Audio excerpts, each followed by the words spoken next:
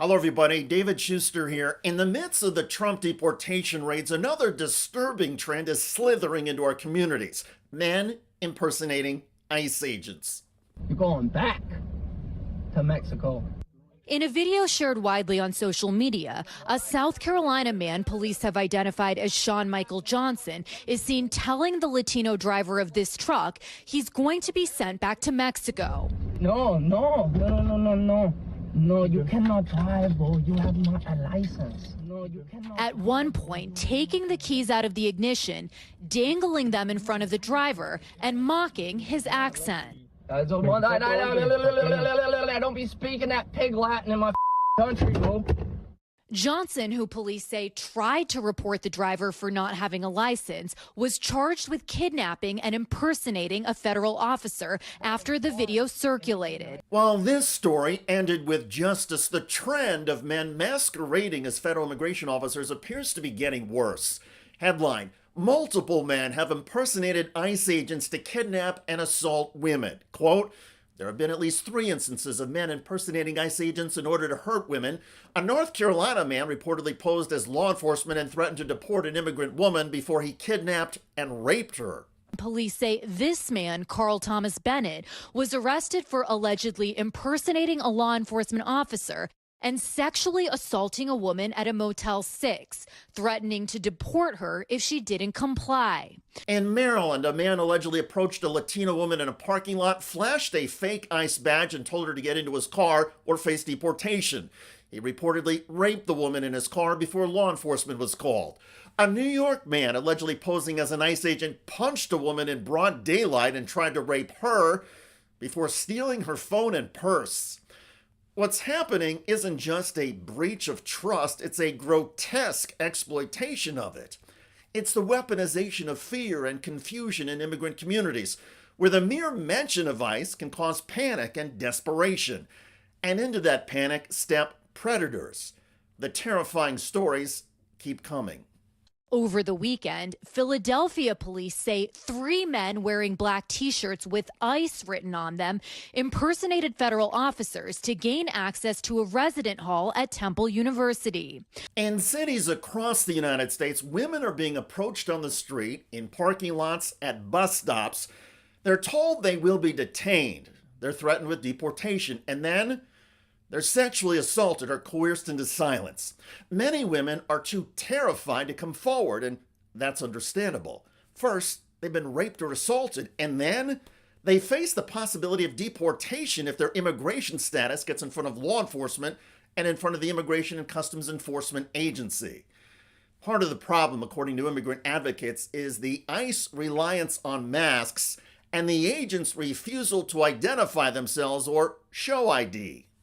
Driving drunk. Okay, so, I have asked for IDs. Can you please tell me that you refuse to give us your IDs? We don't need to give you IDs. You don't need to give us federal. IDs. We do not need to give you IDs. So how do we know you're federal? How do we know you're federal? So You can call the locals. call the locals. Recently, at a press briefing on ICE recruitment efforts, Department of Homeland Security Secretary Kristi Noem was asked directly, are ICE agents being told they do not have to identify themselves? Are they being told they do not have to identify themselves? ICE is always wearing something that identifies them, who they are, and what operation they're out on. I would say that they wear masks at times to protect their identities from dangerous situations.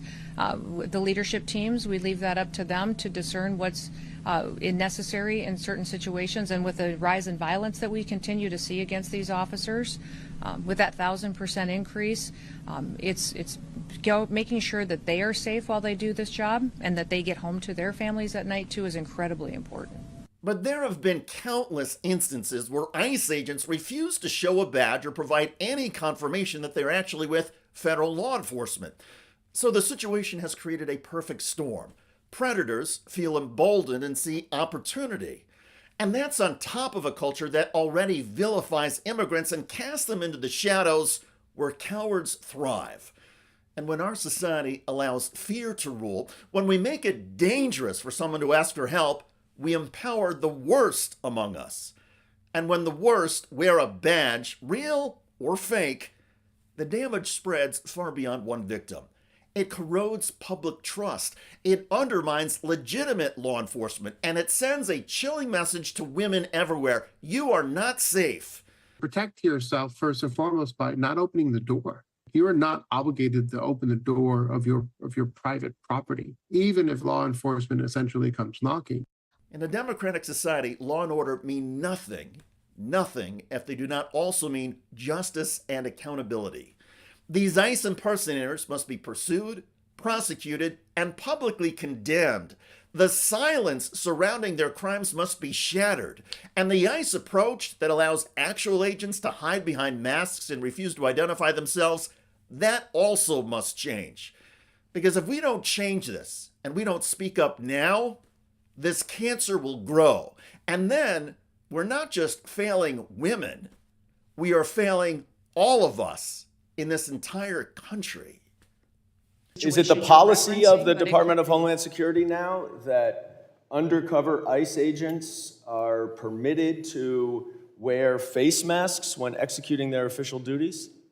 Sir, it is allowed that they can if it protecting their Is it in the identity is an policies? imperative part Do you of address their- face masks in the I'll have policies? to look and see if it's in our written policies. Because I'm not it's certain, but it's quite ironic, and No. I agree with the administration that is trying to ban face masks from anti-Semitic protests on campus, and yet our own law enforcement are wearing face masks to hide their identities. We are implementing the exact same policies that Joe Biden had in place for his. That is not any policy that I was did aware not of when I change any worked of with the the Department of policies. Homeland Gentleman's time has expired. The gentleman's time has expired. By the way, real ICE agents in Los Angeles are now facing legal exposure for assaulting and arresting a U.S. citizen. Get off her head! Get off me! Get off your knee! Get off me!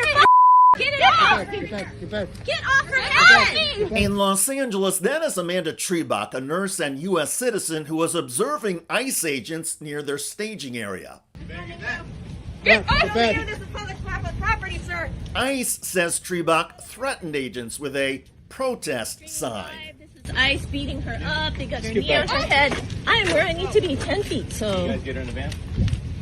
Sir, you okay? Yeah, my keys are in there. Okay.